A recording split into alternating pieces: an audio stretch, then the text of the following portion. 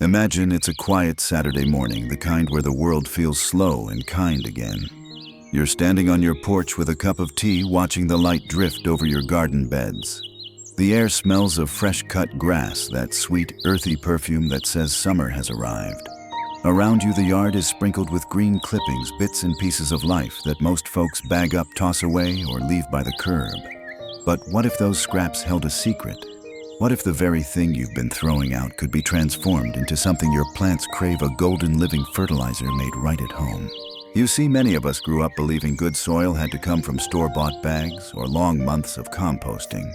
We've accepted the waiting, the turning, the smell, the critters, all in the name of doing it right. But what if the real magic didn't require so much work? What if you could take what's already in your hands, grass leaves, kitchen scraps, and in just 3 short weeks, turn it into the richest, most nourishing food your garden has ever known? This isn't wishful thinking. It's an old practice with a new name: fermentation. A gentle, natural process that lets helpful microbes do the hard work for you. No back-breaking turning, no sour piles, no waiting half a year for results. Just patience, curiosity, and a bucket. By the time we're done here, you might just look at those grass clippings differently, not as waste, but as the beginning of something extraordinary. Let's be honest, dear friend, many of us have tried composting with the best of intentions. We wanted to do our part to recycle our scraps and build rich soil from what we already have. But after a few weeks, the charm can fade. The pile gets soggy and smelly. Flies show up. Maybe a raccoon or two decides it's a free buffet. And the hardest part, you wait and wait. And sometimes, half a year later, you're still turning a mound that looks more like trouble than treasure. I remember visiting my neighbor Carol, a kind woman in her 70s who tended her backyard with love. One summer, she proudly showed me her new compost bin, a big wooden box by the fence. "It's going to make the best soil in town," she said. But by late August, the enthusiasm had turned to frustration. "It smells awful." She laughed, and the raccoons think I opened a restaurant. She stopped using it altogether, tired of the mess and the waiting. That's when we discovered something better, something simpler. You see, traditional composting depends on oxygen and balance. Too much green, it rots. Too much brown, it stalls. It's a delicate dance that demands time and energy, something not everyone has to spare. And what's more, much of that precious nitrogen, the very thing your plants need, most simply escapes into the air during decomposition. That faint ammonia smell, that's your nutrients gone with the wind. Fermentation, on the other hand, flips the script. It's not about decay, it's about transformation. Instead of losing nutrients, you lock them in. Instead of fighting nature, you work with it. And for gardeners who prefer a cleaner, gentler rhythm, that shift makes all the difference. Carol's disappointment turned to curiosity the day I handed her an old 5-gallon bucket and a jar of molasses. "Trust me," I said, "you're not going to make compost, you're going to make pickles for your garden." She laughed, but she listened. That's really what fermentation is: the art of letting good microbes turn your waste into gold. It's a patient partnership with nature, and once you understand it, the simplicity feels almost miraculous. Fermentation isn't new. It's the same quiet science that turns milk into yogurt and cabbage into sauerkraut. The secret is that instead of letting things rot in open air, you give them a cozy, air-free home where friendly bacteria thrive. They feast on the natural sugars in your grass or kitchen scraps, releasing gentle acids that preserve nutrients and create a sweet, sour aroma instead of that rotten smell so many of us dread. It's a cleaner, quieter way to recycle life back into the soil without the mess or the waiting. When Carol tried it, she couldn't believe how easy it was. She filled her bucket halfway with grass clippings, added a bit of water, and molasses sealed the lid, and waited. Within days, the mixture began to bubble softly like a pot of homemade soup simmering in the sun. "It smells like apple cider," she told me, eyes wide with surprise. 3 weeks later, she poured that dark, rich liquid around her tomatoes, and for the first time, they grew taller than her fence. Fermentation reminds us that nature doesn't always need our control. Sometimes it just needs our trust. Instead of forcing decay, we guide renewal. It's the same with life, isn't it? The gentlest methods often bring the greatest growth. If you've ever wondered why fermentation works so beautifully, It all comes down to the tiniest gardeners. You'll never see microbes. These little helpers, especially lactic acid bacteria, are the same ones that make pickles crisp and yogurt tangy. When you seal grass clippings or vegetable peels inside an airtight bucket, you're creating their perfect home, dark, warm, and free of oxygen. Instead of the chaos of decay, you get an orderly process of transformation. Here's what makes it special. First, fermentation preserves nitrogen instead of letting it escape as ammonia gas like traditional compost does. That's why your bucket smells pleasantly sour instead of sharp or rotten. Every bubble you see means those microbes are working, locking in nutrients your plants can use immediately. Second, the acidic environment makes it nearly impossible for harmful bacteria or mold to survive. In other words, nature's version of a self-cleaning system. And third, the organic acids created during fermentation dissolve tough plant materials, making minerals more available to your garden roots later on. I remember testing a small batch once, half lawn clippings, half vegetable scraps. The liquid that came out was the color of dark tea and smelled faintly of cider vinegar. I diluted it and watered my marigolds. Within 2 weeks, the leaves deepened to a lush green and the blooms turned almost fiery in color. No chemicals, no store-bought fertilizer, just the gentle strength of microbes doing what they do best. When we let go of the idea that we must control everything, something changes. Fermentation shows us that life can renew itself quietly in a sealed bucket on your porch. All we have to do is create the right space and then step back and let nature hum. Now let's make this simple enough for anyone, whether you've got a big backyard or just a patio garden. You don't need fancy gear or scientific know-how. All you need is a 5-gallon food-grade bucket with a lid, a bit of patience, and a sense of curiosity. Think of it as a mini ecosystem in a container small enough to fit beside your shed or under your porch. Start by filling your bucket about 2/3 full with fresh grass clippings. Not dry hay, not old rotted leaves, just those green trimmings from your last mow. Then add enough water to cover them. For most buckets, that's about 2 gallons. Now comes the magic ingredient, molasses. Just 2 tablespoons per gallon of water will do. It feeds the good bacteria the same way sugar feeds yeast in bread dough. To kickstart the process, add about a 1/4 cup of rice, rinse water, or a spoonful of effective microorganisms if you happen to have it. These jumpstart the fermentation and make sure your mix gets off on the right foot. Once it's all mixed, seal your bucket tightly. If you want to be fancy, you can add a small tube from the lid into a jar of water, an airlock that lets gases escape while keeping oxygen out. But honestly, a snug lid works fine. Store it somewhere warm, around 70 to 85 degrees Fahrenheit. That could be a sunny spot by your garage or tucked beneath your porch steps. That's it. No turning, no layering, no constant fussing. Just seal and let nature do her quiet work. Within a week, you'll see small bubbles along the edges when you peek inside, a sure sign of life. It's strangely satisfying to know that even in that humble bucket, a whole community of helpful microbes is busy making gold for your garden. There's something almost meditative about waiting for nature to do her work. You don't stir the bucket, you don't add anything, you just let time and warmth weave their quiet spell. Within days, you'll notice the change. The bubbling begins softly, like a pot of tea that's just starting to simmer. If you lift the lid carefully, a faint, sweet, sour scent greets you, not the sharp rot of compost, but something closer to cider or pickled vegetables. That's how you know it's working. I'll never forget the first time Carol called me during her experiment. "It's bubbling," she said, half delighted, half worried. "Should I be scared?" We both laughed. I told her that gentle bubbling was the sound of life, the microbes feasting, growing, and creating something beautiful. She kept her bucket near a sunny wall, checking it once a week. 3 weeks later, the bubbles slowed, the scent mellowed, and the grass had turned into a soft, golden brown mix that looked like steeped tea leaves. "It's ready," I told her, and she could hardly wait to try it.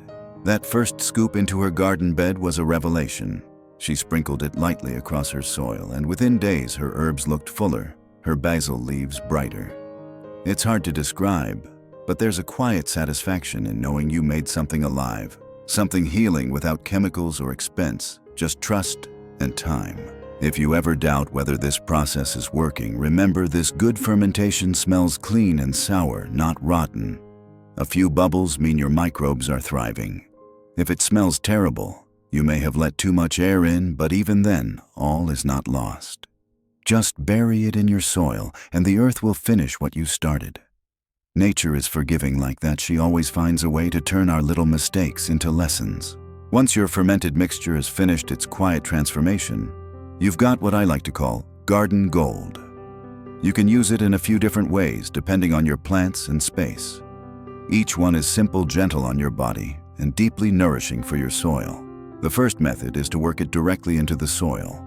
Spread about an inch of your fermented greens across your garden bed and lightly mix it into the top layer of dirt with a small hand trowel or gloved fingers. No heavy digging, no bending over long, just a light stir to blend life into your soil. This instantly begins feeding your plants with the nutrients those microbes locked in. I've watched elderly gardeners do this while sitting comfortably on a garden stool, moving slowly, almost meditatively. The second way is to use it as a top dressing. Simply place small handfuls of the fermented material around the base of your plants, tomatoes, roses, herbs, whatever you're growing. Leave a bit of space between the fertilizer and the stems, and then let it be.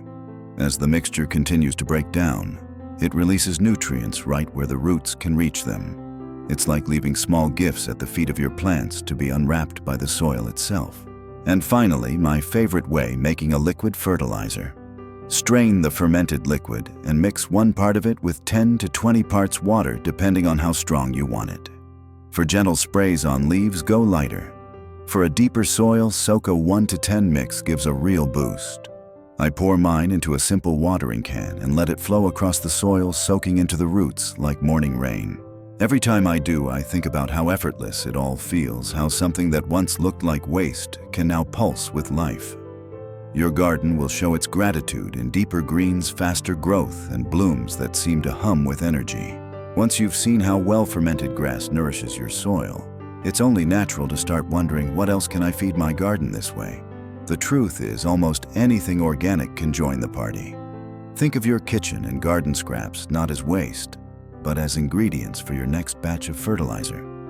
Banana peels, coffee grounds, shredded leaves, old herbs, even weeds. All of them can be transformed through the same gentle process. A friend of mine, June, who grows roses on her balcony in Ohio, once told me she used to throw away her banana peels after breakfast. One day she decided to experiment. She chopped them up, added a handful of coffee grounds, and tucked them into a jar with warm water and a spoonful of molasses. 3 weeks later, she poured the mixture around her roses. I swear she told me with a smile they blushed brighter than they had in years.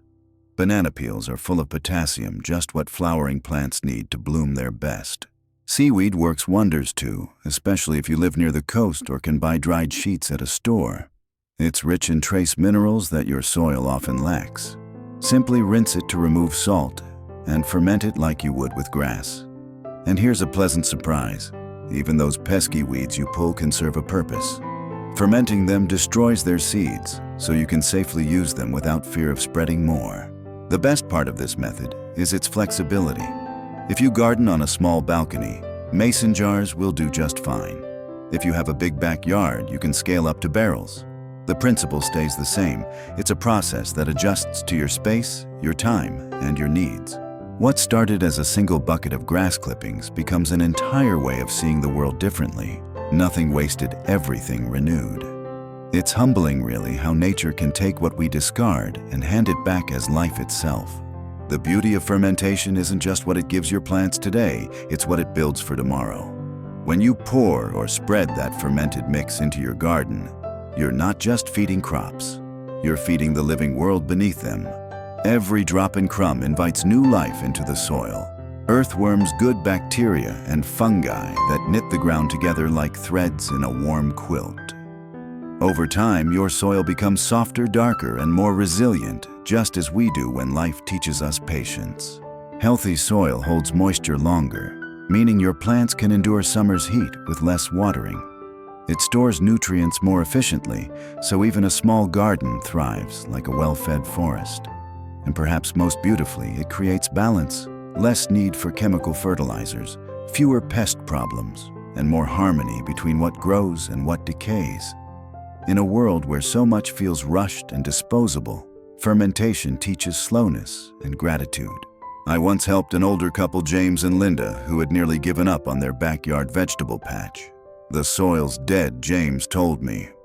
"No matter what we plant, it just won't take." We started small, 2 buckets of fermented greens. After a season, their soil was darker, crumbly, alive again. Worms returned. The next spring, they harvested more than they had in years. "It's like the earth woke up," Linda said softly, running her hand through the soil as though greeting an old friend. That's what this process does. It revives not just the ground, but the gardener too. There's a quiet joy in knowing that through simple care you can leave the earth better than you found it. Fermentation is not just about fertilizer, it's about renewal. With each batch, you're building something that will outlast a single season, a thriving living ecosystem that will feed you, your family, and your soul for years to come. For many gardeners, once they experience fermentation, there's no turning back.